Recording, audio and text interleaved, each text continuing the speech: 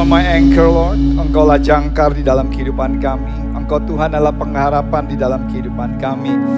Karena kami tahu bahwa Tuhan tidak pernah mengecewakan kami. Tuhan tidak pernah meninggalkan kami. Tuhan tidak pernah membiarkan kami. We know that we are with you. And as you are with us, kalau Tuhan ada bersama dengan kami dapat melakukan perkara-perkara yang besar. There is nothing is impossible. Tidak ada satupun yang mustahil kalau kami libatkan Tuhan di dalam kehidupan kami. Tapi kami mau belajar bukan hanya loving God, bukan hanya loving me, but we want to learn how to love people. Karena Tuhan juga mengasihi kami. Sehingga kami boleh ada semua karena because of your grace, because of your mercy, because of your everlasting love. So speak to us as only you can. Berbicara kepada kami, penuhi tempat ini dengan hadirat-Mu dan setiap anak-anak-Mu yang menyaksikan melalui Zoom online. Kami percaya Tuhan juga ada di sana. Dan berkat Tuhan yang sama di tempat ini juga ada. Bahkan juga yang menyaksikan melalui YouTube. Pada siaran ulangan mereka juga akan diperlengkapi sehingga kami semua dapat hidup maksimal sesuai dengan panggilan dan rencana Tuhan. Di dalam nama Tuhan Yesus kamilah berdoa dan mengucap syukur. Yang diberkati semua sama-sama katakan amin. Yuk kita berikan tepuk tangan. Alright. Thank you guys. Because you are so awesome. Alright, silakan duduk. Thank you Nita. Ya, karena Nita nih saya bisa back to normal lagi berat badannya. Jadi waktu itu sempat overweight 8 kilo. Terus saya bilang sama Yuanita, dia punya produk Wise Slim. Terus dia bilang, oke, for the first 30 hari cuma minum 1 pil. Terus tapi pasti dengan olahraga dan juga makan yang baik. Dan sekarang I'm back to normal. Jadi waktu kemarin COVID 2 tahun, naik 8 kilo. Jadi udah lebih over 80 kilogram. Dan praise the Lord, sekarang lebih feel much better. Dan saya percaya itu yang perlu kita lakukan untuk increase your immune system. Selain istirahat yang cukup, makan yang sehat, olahraga, bisa untuk memanage stress management. Karena satu-satunya selain kita berdoa udah pasti bahwa kita harus jaga imun sistem kita, imunitas kita supaya kita kuat, supaya kita bisa bertarung dengan segala macam virus yang datang silih berganti. Tadi pagi aja saya masih tanya with my friends, ya Kevin, ternyata satu rumah semuanya kena semuanya. Jadi dia insoman aja dulu, walaupun dia tidak kena tapi satu rumah kena. Dan banyak sekali teman-teman keluarga besar JC juga, Brother Teguh juga cerita di kantor dari 60 orang yang kena udah 22 orang. Jadi memang the virus saat ini memang lagi gencar-gencarnya. So praise the Lord kalau saudara bisa di tempat ini dan kita masih sehat. Dan saya percaya bahwa selalu tingkatkan imunitas kita, minum vitamin, apa yang saudara bisa lakukan. Tapi kalau saudara sempat kena jangan panik. Pasti semua ada jalan keluarnya, istirahat yang cukup dan pastinya semua badai pasti berlalu. Yang percaya katakan amin. Kita berikan sekali tepuk tangan yang meriah buat Tuhan Yesus. Haleluya. Alright. Dan saudara kasih hari ini kita akan bicara hal yang sangat penting. Apa kabar Nathan? Ya, tadi pagi udah ngobrol-ngobrol sama Miko. Ada sebuah pertanyaan yang diantara kalian berdua tidak menemukan jawabannya. Dan saya kasih jawabannya adalah hari Sabat. Tahu kan kalian nanya kan tadi kan, hari apa tuh hari Sabtu itu namanya? I overheard it. Dan itu hari Sabat sampai Nathan bilang katanya, oh 15 hari lagi nih kita udah mau masuk padahal 15 menit lagi. Alright, puji Tuhan. Yang lain mungkin gak ngerti. Anyway, pokoknya itu percakapan antara mereka berdua. Hari ini kita mau bicara mengenai open doors. Oke, semua yang menyaksikan juga langsung di Zoom, kita mau bicara mengenai open doors. Ya maksudnya apakah pintu yang terbuka, pintu di belakang yang terbuka. Kita selalu mau belajar adalah loving God, loving me, and loving people. Kalau loving God bicara kita mengasihi Tuhan, loving me kita harus upgrade diri kita senantiasa selalu. Karena kalau saudara mengasihi tubuh saudara, bahwa saudara diberikan otak, diberikan hikmat, diberikan semuanya. Karena daripada itu saudara harus maksimalkan semua potensi, semua talenta. Dan gift yang Tuhan berikan. Tapi loving people juga, saudara. Kalau tidak, saudara tidak mungkin ada sebagaimana saudara ada saat ini. Saudara bisa diselamatkan, saudara bisa ada karena Tuhan mengasihi kita. Dan kita mau supaya kita juga bisa mengasihi sesama. Ini yang kita mau pelajari bersama-sama dari firman Tuhan yang terambil dari Roma 15. Nanti kita baca, tapi kita mau lihat ayat ke-7 dan ayat ke-13. Karena kita bicara dua hal. Yang pertama bicara mengenai acceptance, penerimaan. Yang kedua bicara mengenai hope, pengharapan. Dan di poin yang ketiga kita bicara bagaimana kita bisa lakukan itu untuk bisa menerima dan juga bisa menjadi bank of hope. Yang pertama kita lihat di ayat ke-7, Roma 15 ayat ke-7. Yuk baca sama-sama. Dengan suara yang keras, 1, 2, 3. Sebab itu terimalah satu akan yang lain, sama seperti Kristus juga telah menerima kita untuk apa saudara? Kemuliaan Allah. Terimalah satu akan yang lain, sama seperti Kristus juga telah menerima saya. Dan kemudian ayat yang ke-13, yuk sama-sama, 1, 2, 3. Semoga Allah sumber pengharapan memenuhi kamu dengan segala sukacita dan damai sejahtera dalam iman kamu. Supaya oleh kekuatan Roh Kudus kamu apa? Berlimpah-limpah dalam pengharapan. Jadi ada dua pelajaran yang kita mau pelajari. Adalah penerimaan. Katakan penerimaan. Semua sama-sama katakan penerimaan. Itu bicara acceptance. Kedua adalah pengharapan. Katakan pengharapan. Kita akan bahas adalah pengharapan dunia dan pengharapan secara alkitabiah. Karena itu totally different. By the way, Pastor Liv lagi khotbah di Living World. Pastinya nanti kita akan pergi sama-sama juga siang karena mamanya juga ulang tahun. So we're going to pray for her supaya apa yang Tuhan sampaikan melalui dia bisa menjadi berkat untuk di gerejanya NDC Living World yang dipimpin oleh Pastor Yosia. Alright, nah saudara kasih, kita akan bicara mengenai open doors atau pintu yang terbuka. Dan saudara akan cepat bisa menerima karena akan dibantukan PowerPoint. Saudara mungkin nggak bisa cepat untuk mencatat. Kalau ada hal yang penting saudara bisa foto apa yang ada di screen belakang ini. We are also different. Tidak ada yang sama. Anes dan Desi beda, Benny dan juga Reni beda. Bahkan mungkin Benny dengan adik-adik kakaknya juga semua pasti berbeda. We are so different.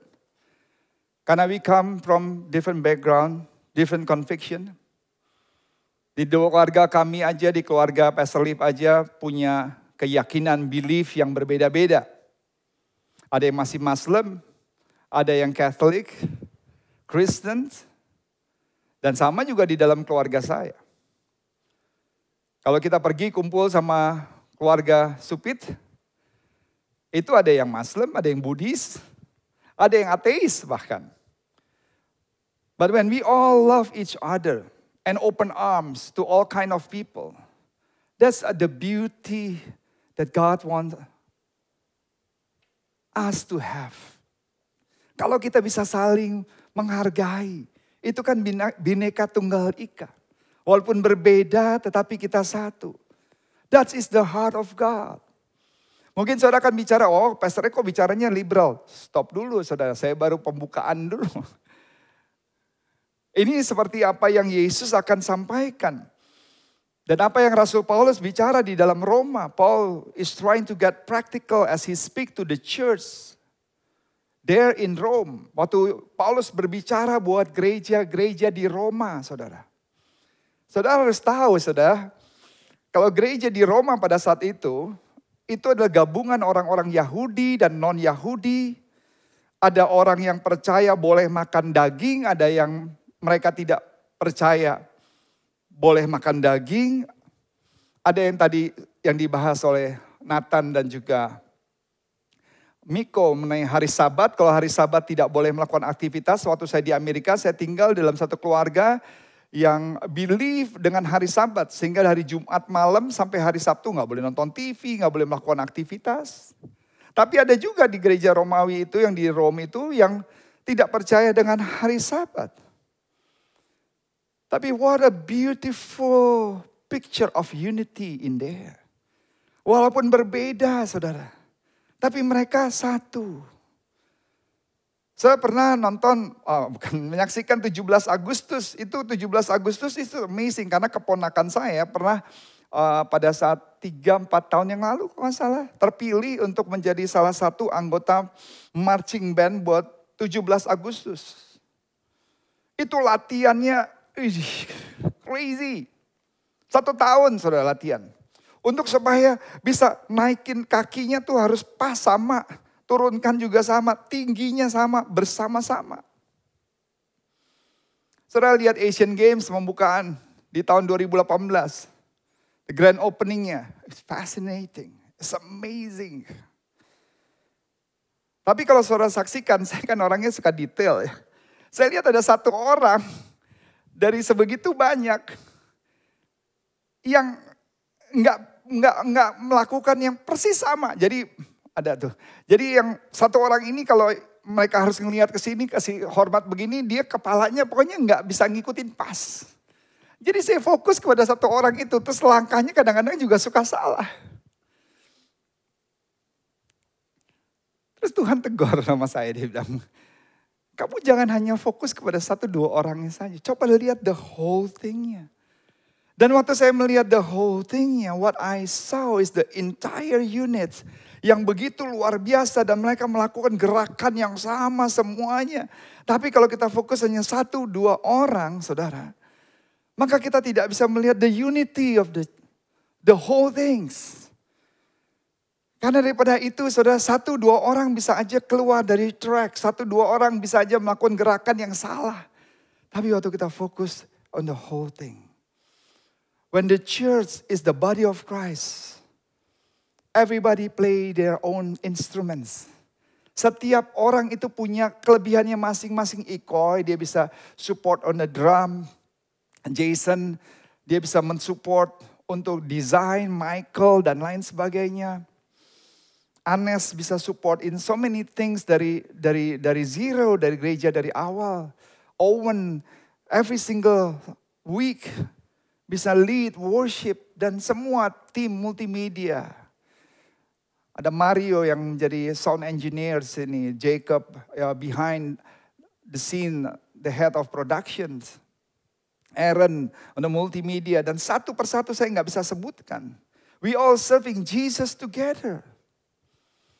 Jangan hanya melihat individualnya saja, but see the body of Christ as a big picture, as the unity waktu kita bersama-sama, saudara. Dalam Roma 16 ayat yang 5 sampai ke 7 yuk kita baca sama-sama. 1, 2, 3. Semoga Allah yang adalah sumber ketekunan dan penghiburan mengaruniakan apa saudara? Kerukunan, katakan kerukunan. Kerukunan kepada kamu sesuai dengan kehendak Kristus Yesus, saudara. Sehingga, saudara, ayat ke-6 apa saudara? Sehingga dengan satu hati dan satu suara kamu memuliakan Tuhan Allah kita. Accept one another then, just as Christ accept us. Ayat yang ke-7 dengan suara yang keras ini powerful banget. 1, 2, 3. Sebab itu terimalah satu akan yang lain sama seperti Kristus juga telah menerima kita untuk kemuliaannya. Kita mau bicara mana yang pertama, bicara acceptance. Just as Christ accepted you. Ini menarik sekali, sama seperti Kristus juga yang menerima kita. Paulus mengajarkan kepada gereja Romawi, ingat kalian semua, Kristus terima kita. Karena daripada itu kita juga harus menerima satu dengan lainnya. Yang berbeda, love without labels. Yesus tidak hanya menerima orang-orang Yahudi, the Jews, but also the Gentiles. Mungkin saudara tanya, buktinya dari mana saudara? Kita lihat di dalam perjanjian lama, dengan cepat saya akan bacakan beberapa ayat saudara di dalam Mazmur 18 ayat 49. Sebab aku mau menyanyikan syukur bagimu di antara bangsa-bangsa ya Tuhan. Dan aku mau menyanyikan mazmur bagi namamu. Kalau di dalam bahasa Inggrisnya dikatakan therefore I will praise you among the Gentiles. Saudara. Jadi bukan hanya orang-orang Yahudi. Di dalam Ulangan 32 ayat 43 dikatakan juga bersorak-sorak sekarang hai kamu segala orang kafir serta dengan umatnya, rejoice oh the Gentiles with his people. Jadi termasuk orang Yahudi, orang-orang kafir dikatakan di situ adalah orang-orang non-Yahudi. Dalam Amsal 117, di Mazmur 117 ayat 1-2 dikatakan, pujilah Tuhan hai segala bangsa, megahkanlah Dia. Hai segala suku bangsa, sebab kasih-Nya hebat atas kita dan kesetiaan Tuhan untuk selama-lamanya. Haleluya, praise the Lord all you Gentiles. Jadi Tuhan itu tidak memandang mau itu Yahudi, mau itu non-Yahudi. Dan kalau kita lihat di dalam Yesaya pasal 11 ayat 1, di situ dikatakan suatu tunas akan keluar dari tunggu Isai. Artinya the root of Jesse. Saudara, siapa itu? Isai adalah bapa dari Daud. Dan Daud adalah keturunan yang melahirkan Jesus. Dan di situ dikatakan bahwa orang Yahudi dan Yahudi semua harus memuliakan yang namanya Tuhan. Dua hal kita mau belajar. Penerimaan, acceptance. Yang kedua, bicara mengenai hope. Di ayat ke-13, yuk baca semua. 1, 2, 3. Semoga Allah sumber pengharapan memenuhi kamu dengan segala sukacita dan damai sejahtera dalam iman kamu. Supaya oleh kekuatan Roh Kudus kamu berlimpah-limpah di dalam pengharapan. Ada dua hal, yuk kita mulai mempersiapkan hati saudara. Ada 3 poin yang penting. Yang pertama, we are talking about acceptance. Katakan penerimaan. Sekali lagi sama-sama katakan penerimaan. Yang kedua, katakan pengharapan. Oke, yang pertama kita lihat. Antara ditolak dan diterima. Been rejected and Jesus offer acceptance. Banyak di antara kita merasa tertolak. Pernah nggak saudara merasa tertolak dalam hidup saudara? Baik dalam pekerjaan ataupun dimanapun saja. Atau mungkin saudara yang hadir saat ini. Saudara masih merasakan sakitnya penolakan, pain of rejection even till now. Saya mau kasih satu kabar yang baik. That Jesus accept us. Tuhan menerima kita. Yang setuju katakan amin. Seperti Tuhan menerima kita, karena itu kita harus menerima satu dengan lainnya. Ayat ke-7. Sebab itu terimalah satu akan yang lainnya, sama seperti Kristus juga telah menerima kita. Banyak orang berkata demikian, ada kesaksian bilang, Pastor Ed, I accepted Jesus when I was 9 years old. Saya menerima Yesus pada saat saya umur 9 tahun. Saya bilang sama wanita ini, you know what, before you accept Jesus, when you were 9 years old, Jesus has already accepted you. Sebelum saudara terima Yesus dalam hidup saudara, Tuhan terlebih dahulu menerima kita. Oh, kita berikan tepuk tangan yang menerima, berikan tepuk tangan buat Tuhan Yesus, haleluya. Sometimes people in this world reject us. Saya itu dulu, karena dari kecil, dari usia 3 tahun orang tua sudah berpisah. Saya ke sekolah dulu ke Santa Tresia, rumah di Pekalongan, rumah si mewah besar, tapi itu kan rumah opa dan oma. Saya ke sekolah jalan kaki. Every single day pulang juga jalan kaki, around 30 to 40 minutes. Dan pada saat waktu saya mau SMA, di situ udah mulai ada grup-grup konvoi mobil atau car community. Jadi ada konvoi mobil Lancer, ada mobil Datsun, ada mobil Toyota, dan punya klub-klubnya, ada klub Mickey Mouse dan semua. Sebagai laki, siapa sih yang gak ingin saudara ikut dalam car community? Tapi saya selalu ditolak, di-reject untuk menjadi passengers aja gak diterima saudara. Kenapa? Karena saya gak punya mobil, saya gak punya apa-apa. Sehingga saya itu cuma hanya bisa melihat aja kumpulan-kumpulan klub-klub konvoi. Dulu tuh zaman dulu itu kalau hari Jumat, hari Sabtu, hari Minggu itu pada konvoi ke Melawai, ke Bayoran itu rame-rame tuh grup klub apa gitu. Ada Plugstone segala semuanya itu grup-grupnya. Dan orang tuh akan lihat, wih keren-keren peleknya. Sekarang zamannya udah berbeda ya. Peleknya bisa ada yang 10 inch, 12 inch, diceperin, direndahin. Ada yang bisa naik turun, keren-keren sudah semuanya. Tapi I never bisa ada dalam komunitas itu. Dan itu rasanya sakit, saudara. You ask somebody out. Mungkin hari ini saudara pernah mengingat, saudara pernah ajak seseorang pada saat waktu saudara di SMA atau di kuliah dan saudara ditolak. Saudara mau untuk melamar seseorang dan saudara ditolak. Saudara mengajukan sebuah proposal and it was rejected buat dalam bisnis, dalam pekerjaan saudara.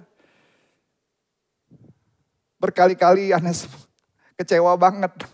Pada saat waktu 2019 kalau nggak salah, tender-tendernya semua ditolak semuanya. You apply for a job and you were rejected, saudara. Mau bekerja tapi ditolak. Time and time again in this life we will feel rejection. Di dalam kehidupan itu satu hal yang seperti kayak nggak habis-habisnya, saudara. Saya baru submit a work proposal to a very well-known company. Dan saya baru dapat kabar kira-kira beberapa hari yang lalu, 4-5 days ago. Dan orang company itu bilang, we are not interested on the work proposals. Tapi nggak mengecilkan saya, karena itu satu hal yang biasa buat saya. Colonel Sanders baru usia 60 tahun setelah dia menawarkan resep ayamnya 1000 kali, saudara. Kesana kesini. Dan baru akhirnya bisa diterima. When he was 60 years old. Jadi saya mau kasih tahu sama saudara, jangan karena ditolak. And you feel rejected dan saudara merasakan, I'm just nothing. Dan kita akan belajar bagaimana Yesus bisa relate kepada orang-orang yang berdosa. Di poin yang pertama, Yesus mencari dan menerima orang-orang yang berdosa. Kalau saudara gak percaya, yuk kita baca dalam Lukas 15 ayat yang pertama. Yuk sama-sama dengan suara yang keras. 1, 2, 3. Para pemungut cukai dan orang-orang berdosa biasanya datang kepada siapa saudara? Ke Yesus untuk mendengarkan dia. Terus yang bersungut-sungut siapa saudara? Ayat kedua baca yuk. Maka bersungut-sungutlah orang Farisi dan ahli-ahli Taurat katanya, Yesus ini menerima orang-orang berdosa dan makan bersama-sama dengan apa saudara? Dengan mereka. You know what? I'm grateful that Jesus Christ is the kind of guy who receives sinners. Saya bersyukur loh. Saya punya Tuhan yang gak suka menghakimi. Saya punya Tuhan Yesus, kita ini punya Tuhan Yesus. Yang bisa menerima orang-orang yang berdosa. Saya gak tahu kalau saudara begitu kudus dan luar biasa, bahkan saudara berjalannya melayang kali. Tapi kalau bukan karena Tuhan, papa saya gak mungkin bisa melayani. Saya gak mungkin bisa melayani. Because if he didn't receive sinners, he will never receive me. Kalau dia gak bisa menerima orang yang berdosa, dia gak mungkin bisa menerima saya. Dia gak mungkin bisa menerima saudara. Emang saudara berpikir saudara adalah orang yang tidak berdosa? Begitu hebatnya termasuk saudara yang di rumah, yang online. Yang begitu sempurna, merasa jalan pun udah gak napak lagi saudara. The reason he wants to receive us. Salah satu tujuan Tuhan mau menerima kita. Because God wants to change us. Karena Tuhan mau merubah hidup kita. Yang setuju katakan amin. Bukan hanya sekedar menerima orang berdosa dan biarkan orang berdosa terus menjadi terus berdosa. No, it's not like that. Tuhan menerima supaya dengan relationship kita dengan Tuhan. Kita bukan mengintimidasi. Tapi we will inspire people to love God more and more each day. Wow. Saudara kasih kalau kita lihat di ayat ke-7. Kita baca di ayat ke-7, 15 ayat ke-7. Aku berkata kepadamu demikian juga. Yuk baca sama-sama. 1, 2, 3. Aku berkata kepadamu apa? Demikian juga akan ada sukacita di surga karena satu orang berdosa yang bertobat lebih daripada sukacita karena 99 orang benar yang tidak membutuhkan pertobatan. Orang-orang Farisi itu kan merasa udah paling benar saudara. Tapi ada orang yang berdosa berkata, Tuhan aku gak layak. Tuhan bilang I appreciate this one. Dibanding 99 orang yang gak perlu pertobatan, merasa udah paling benar. Orang-orang Farisi yang pakai jubahnya paling luar biasa. Kalau doa juga bahasanya tuh begitu sempurna, eloquence. Seakan-akan kita bicara lagi ada di surga. Tapi Tuhan bilang aku lebih berkenan kepada satu orang ini. Yang bisa truthfully. Saya percaya setiap saudara yang tempat ini ingin bisa diterima oleh Yesus. Yang setuju katakan amin. Bisa diterima bukan hanya Yesus di masyarakat. Tapi ada rasa ketakutan. You have this fear that when people really learn about you, all the mistake of your past. Waktu saudara takut kalau orang tahu tentang saudara, tentang kesalahan yang saudara lakukan di dalam masa lalu saudara.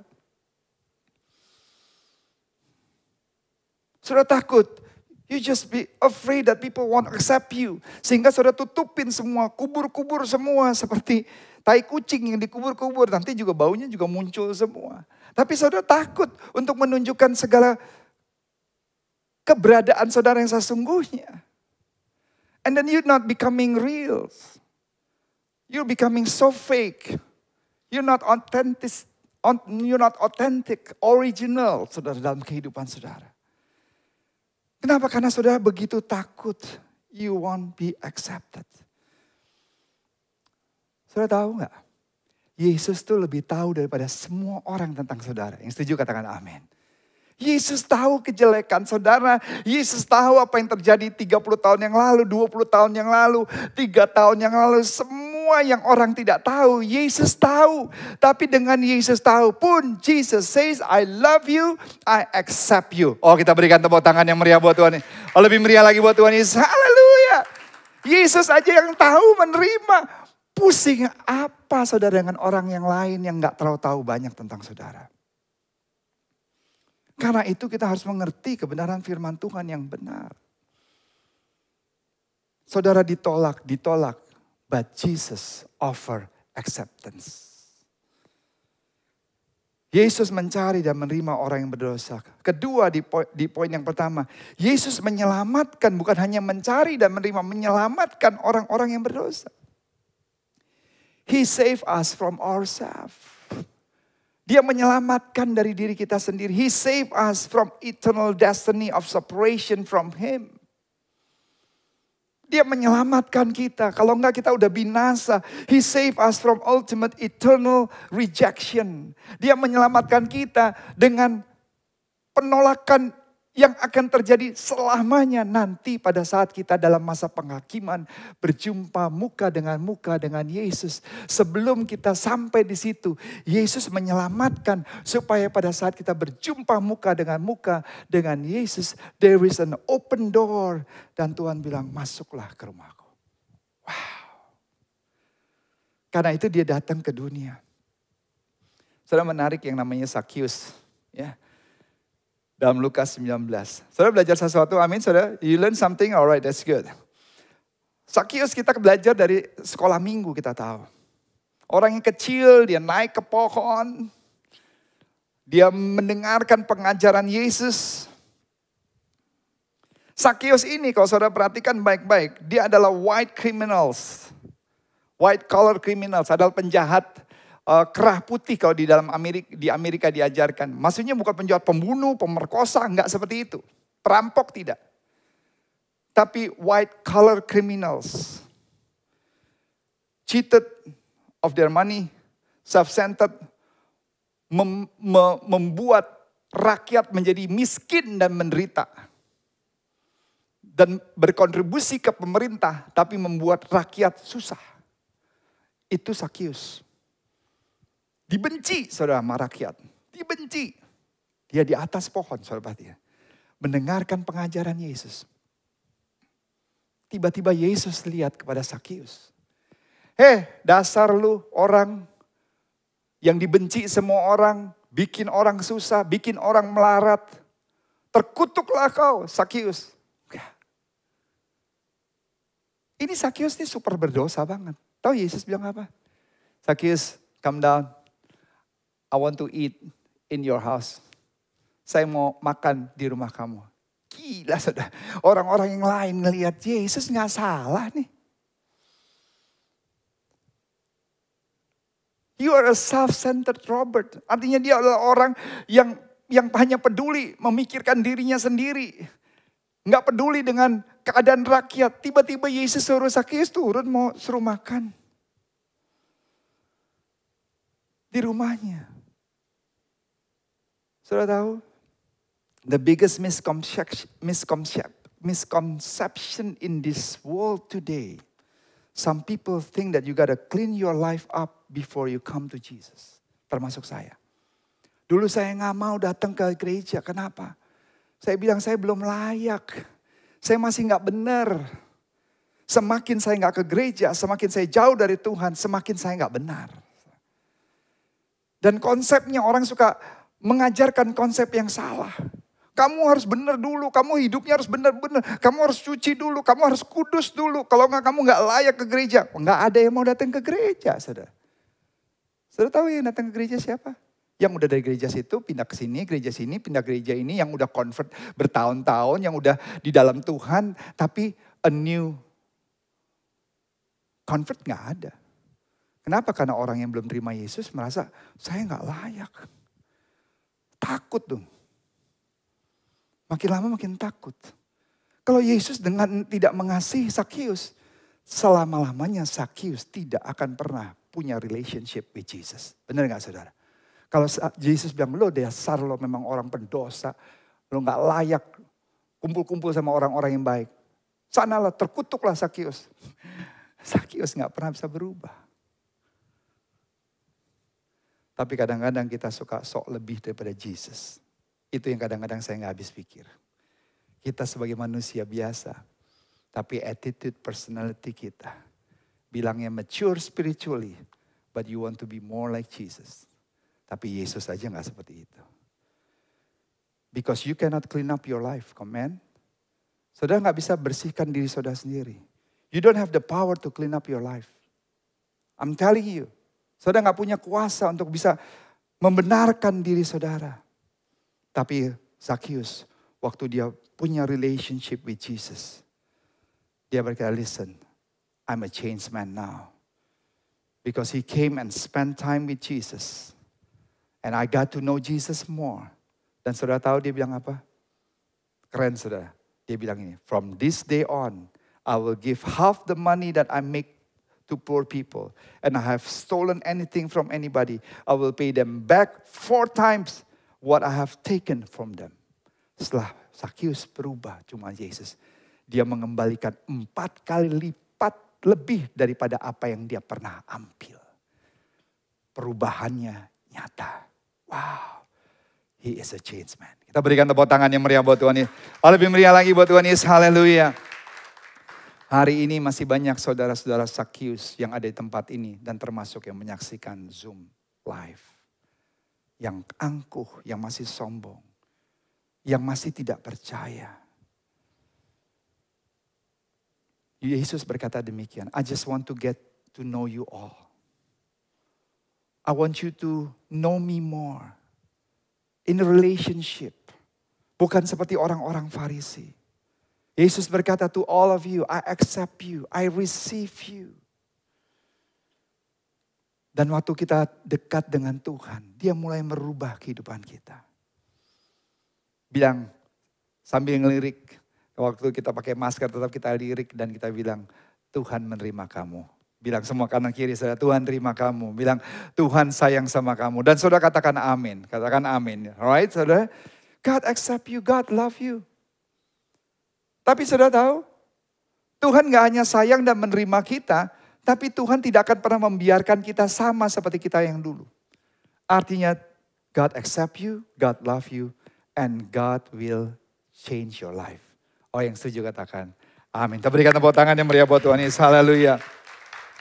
You come to Jesus as a sinner and He love you just the way you are. But ladies and gentlemen, you cannot stay that way once you come to Jesus. Because He came to save and to change life. Wow. This is great revelation. I accept you. Tuhan terima kita.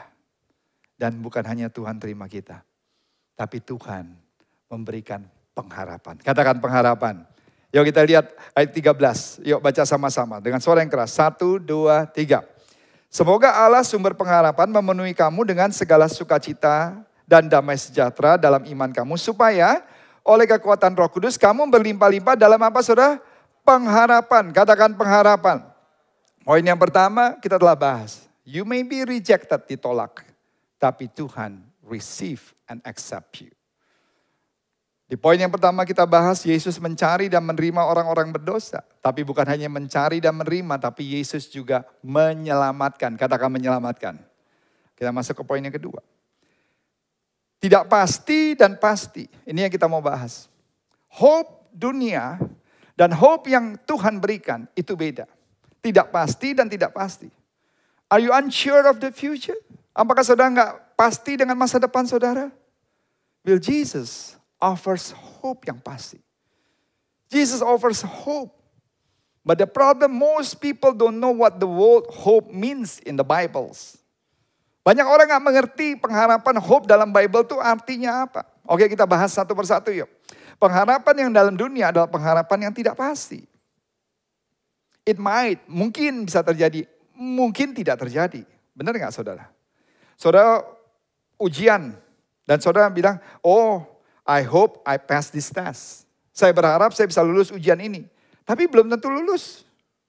Kemarin Rafael Nadal, kalau saudara suka tenis, siapa yang suka tenis? Saudara tahu Rafael Nadal, dia menang Grand Slam yang ke-33 kali. Di usianya yang udah tua saudara. Ini amazing banget nih. Itu is one of my heroes, amazing. Saya berharap dia bisa menang dan menang saudara. Ini musuh-musuhnya umur 20-an, dia udah 40-an buat di level professional athlete itu udah tua sekali. Atau mungkin saudara bilang, I hope that I will meet the one that will marry me. Tapi saudara kan berharap. Iowa State Campus di Amerika pada saat ini, it's a true story. Itu bukan dikenal dengan jago college university untuk football. Dan di situ ada satu bookstore, toko buku yang memang ngefans banget sama pertandingan-pertandingan football level college. Dan pada saat waktu Iowa State itu salah satu stage yang akan menentukan biasanya kalau adakan pemilu presiden. Jadi ini stage yang menentukan. Jadi kalau stage ini menang rata-rata presidennya pasti akan menang, either Republik atau Demokrat.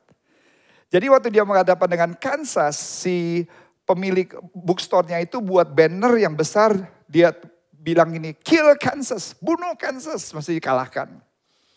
Tapi akhirnya kalah, karena Iowa State nggak jago. Waktu harus berhadapan dengan Washington, dia bilang whip Washington, hapus Washington. Tapi kalah juga Iowa State. Nah kalau saudara tahu di Amerika, tim yang paling diunggulkan selalu setiap tahun adalah dari Nebraska University.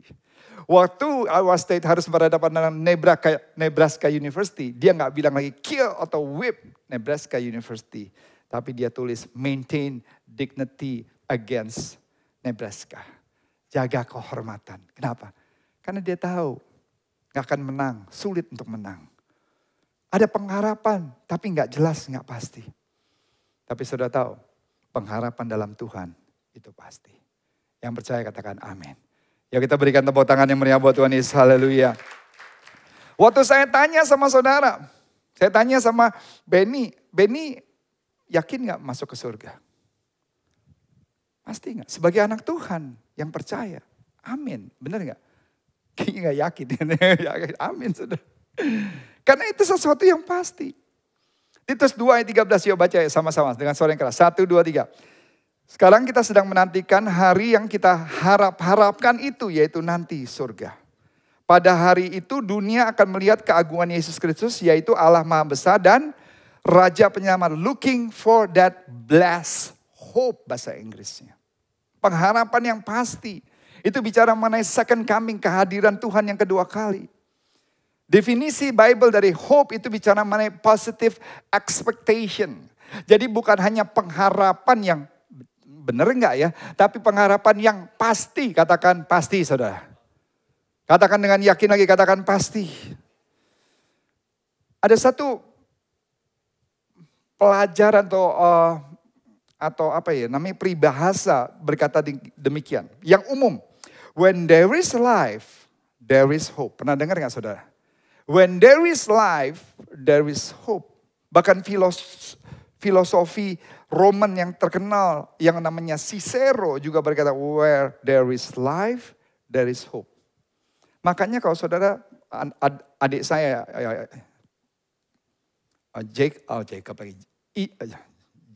JJ, papanya Jason.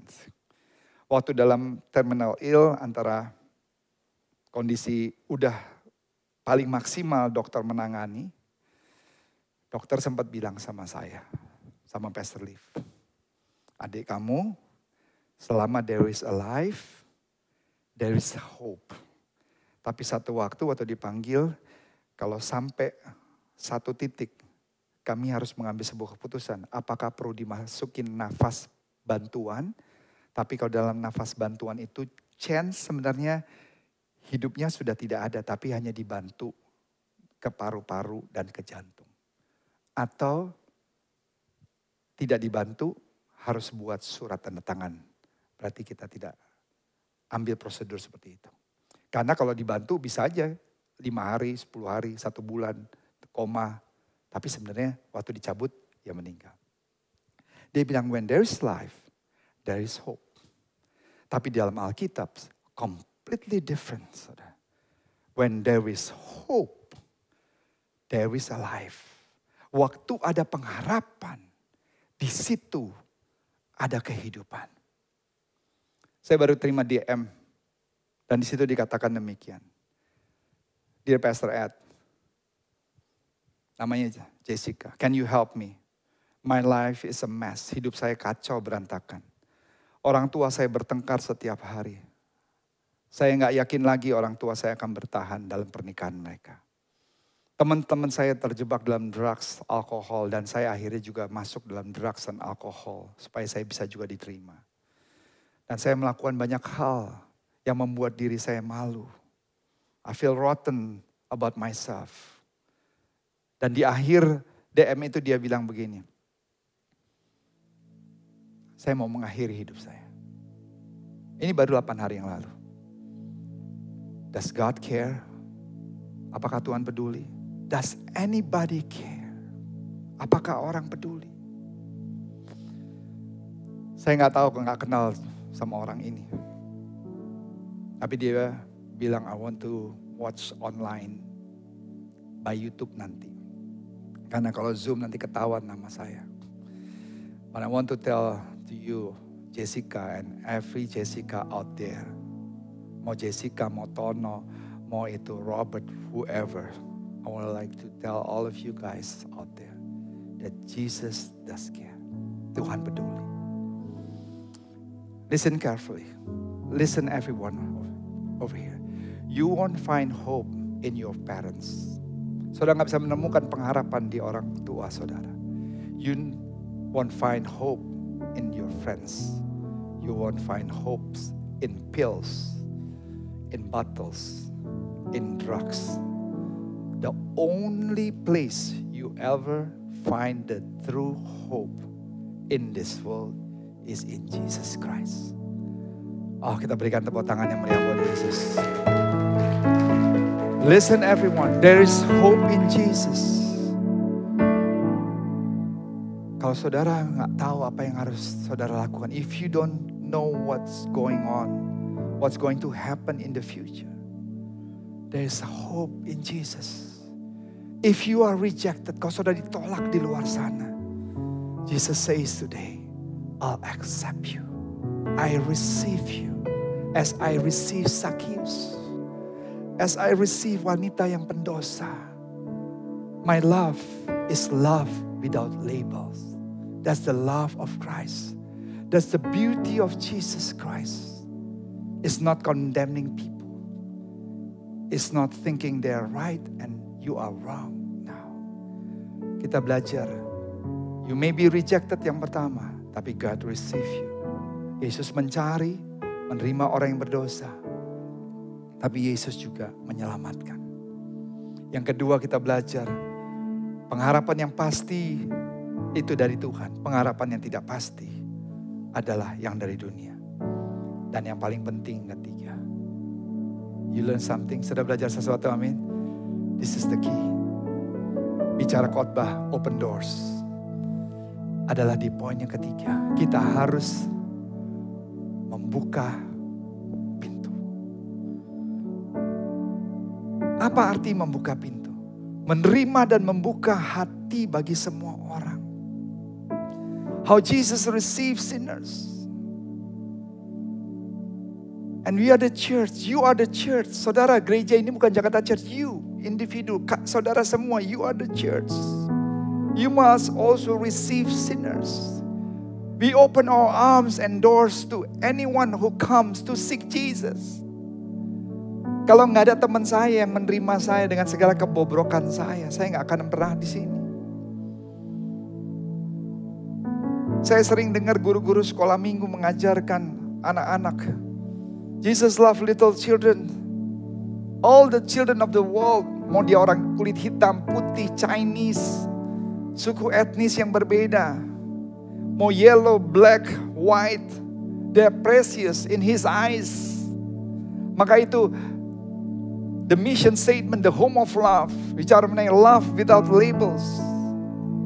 Bukan hanya buat anak-anak kecil. Karena anak kecil itu bisa lebih mudah menerima satu dengan lainnya. Bisa main sama-sama di taman. Mau dia sipit, mau dia siapapun juga. Nggak peduli sukunya apa, etnisnya apa. As we grow older, waktu kita sudah semakin besar, kita lihat level sosial kita. Kita lihat latar belakang yang berbeda. Kita cuma hanya bergaul dengan komunitas kita. We cannot claim to be the body of Christ unless we are willing to open our arms and open our doors to all kind of people who come to seek Jesus. Kita nggak bisa bilang kita ada satu dalam tubuh Kristus kalau kita nggak bisa membuka hati kita. Tadi malam aja saya masih chat lama sama Sister Lasmi. Sister Lasmi memperbantukan di rumah, tapi dia nggak bisa datang karena dia takut karena udah usia mau 70 tahun datang karena dengan COVID dengan lain sebagainya. Tapi kita chat aja kayak ngobrol-ngobrol aja. Dan saat ini dia menyaksikan live. Saya bisa ke atas, bisa ke bawah, bisa. Kalau saya pergi naik sepeda sendirian, saya bisa ngobrol sama tukang-tukang, makan di pinggir jalan, ngobrol sama supir, hours. Saya mau ke level atas juga bisa. We call ourselves a religious country club, or religious club, or society. Apapun yang kita mau sebut, kita gereja, mau itu Jakarta Church, whatever. Tapi kita nggak bisa bilang kita adalah satu tubuh Kristus. Tapi kita tidak bisa menerima semua orang. Whatever they look like, whatever they have done in the past, apapun yang mereka pernah lakukan di masa lalu mereka, whatever the history is, apapun latar belakang kehidupan mereka, if they come seeking Jesus, we have to open our arms. Kita harus membuka hati kita and embrace them. Ada orang yang tanya, Pastor Ed, kalau ada gay datang gitu gimana? Kalau ada transgender datang gimana? Terima nggak? Oh yes, of course. Are you more than Jesus? Mau melebihi daripada Yesus? Terus kalau ada transgender mah, saya itu ngobrol, saya punya kenalan nih transgender. Gay jangan ditanya, banyak temen. Lesbian banyak. So what? I love them. Jesus loved them. Terus orang-orang begitu kan susah berubahnya. That's what you think. Kalau saudara berpikir seperti itu, terjadilah seperti apa yang saudara pikirkan. Because of what? Because you're not open your arms. You're not opening your heart. Ya gimana orang itu mau merasa diterima saudara dengan kita. Di tahun 1962 di South Alabama. Ini true story. Ada satu orang hanya di depan gereja. Mau masuk susah banget. Anak kulit hitam. Kenapa? Karena waktu dia mau masuk gereja. Usher-nya di depan gereja. Gereja kulit putih. Gak terlalu besar. Dia bilang, you cannot come to this church because you are black. Your skin is black. You cannot come to this church. Hari ini mungkin gak seperti itu. Tapi lebih keren bicaranya. Dia bilang begini, kalau hari ini, we exclude you because you don't believe exactly the way we do. Kami gak bisa izinkan kamu masuk. Karena pemikiran kamu, your scrupulous, morality, sense of right and wrong principles aren't our scruples. Scruples itu morality, sense of right and wrong. Karena kamu tuh cara berpikir kamu, gaya kehidupan kamu, you are just so worldly. Kamu tuh kayak dunia banget. Loh, emang kamu gak di dunia? Sehingga you cannot come. Your conviction are our conviction. Kamu apa sih Kristen? Kristen itu Kristen apa sih? Kamu Katolik bukan? Atau kamu masih Buddhis? Kamu Come on, we are also different. We come from different background, different conviction. But we have to love each other. Open our arms of all kind of people. That's the beauty of the unity that God wants to see in here. And we can never stand and say to anybody, you cannot come to the body of Christ. Jangan pernah berkata demikian. Saya ketemu, kita ketemu di Celebrity Fitness, ngobrol-ngobrol. Tiba-tiba nanya ngobrol-ngobrol tentang apa tuh? Ngobrol-ngobrol tentang tato. Padahal kalau pastor dia, tatonya bikin di mana? Ya saya ceritain aja ngobrol-ngobrol. I can talk anything. Is that wrong? Dan saudara kasih, I so blessed to have Jesus yang mengajarkan kita hal yang baik, menerima dan membuka hati untuk semua orang, dan mengabarkan pemberitaan pengharapan yang pasti. Saudara pergi ke mall, saudara bisa beli produk banyak, saudara cari online, dapat produk banyak, tapi saudara gak pernah menemukan produk, yaitu pengharapan yang pasti, the hope that only comes from Jesus Christ. Di mana Yesus di ayat yang terakhir ini, pengharapan itu adalah sau yang kuat dan aman bagi jiwa kita, yang telah dilabuhkan sampai ke belakang tabir.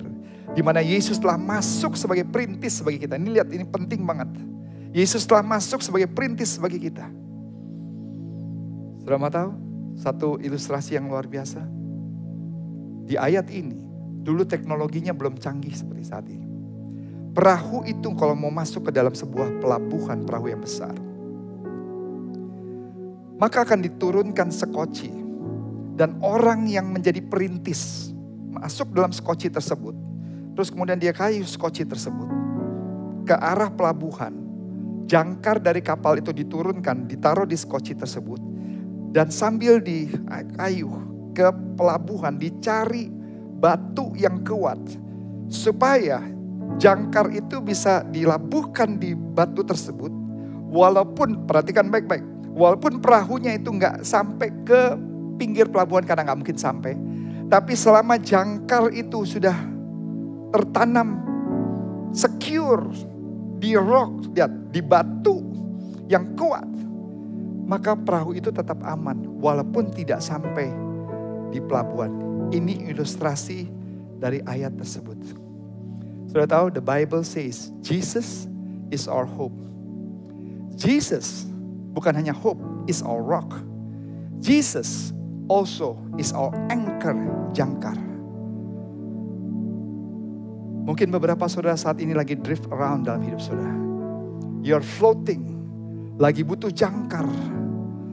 You're blown from every wind. Masalah keuangan, masalah apapun saudara terombang-ambing. And you just push and blown about. And you need anchor, saudara butuh jangkar yang pasti dalam jiwa dan roh saudara. And let me tell you, Jesus is the anchor. Apa yang Alkitab katakan? Pengharapan adalah sau. Wow, it's amazing. Sama seperti orang yang diturunkan dalam sekoci tersebut. Jalan terlebih dahulu, perintis. Firman Tuhan bilang, Yesus sama seperti Yesus telah masuk sebagai perintis bagi kita. Sudah tahu? Di dalam ruang Maha Kudus, the anchor himself Jesus sudah menanamkan di ruang Maha Kudus. Kita belum sampai ke surga, kita masih di dunia. Listen carefully. Kita belum sampai ke heaven. Tapi Yesus as the anchor, kalau kita melekat dengan Tuhan, lihat. Kalau kita melekat dengan Tuhan, maka ada sebuah jaminan yang pasti. This is the teaching. Jaminan yang pasti kenapa kita akan masuk ke surga. When we abide in Jesus. Karena He is the anchor. Jesus adalah the anchor yang sudah menanamkan in the ruang Maha Kudus, in heavens. My question, where is your life anchor? What is that you are trusting upon? Saudara menanamkan hidup saudara kepada siapa? Jangkarnya Jesus. Apa yang saudara yakini dalam hidup saudara? Open doors. Ingat, kita diselamatkan untuk kita bisa menyelamatkan. Let's occupy this church menjadi the home of love. Love without labels. Bukan menghakimi satu dengan lainnya, cara bajunya, ininya lah, itunya lah, pakai alasan tubuh kita bait Allah dan sebagainya. Saudara nggak ngerti sih tubuh apa. Saya kan belajar anatomi. Tubuh itu termasuk pikiran, kehendak, jiwa. Kalau pikiran saudara udah nggak bener aja itu udah ngaco. Saudara KKN dan lain sebagainya, saudara nggak jaga tubuh saudara. It's all tubuh saudara. Karena daripada itu, stop judging one another. Stop being right. But be like Jesus. Zacchaeus, come down. I wanna eat in your house. Dan saat itu Zacchaeus berubah. God bless you. Tuhan Yesus memberkati.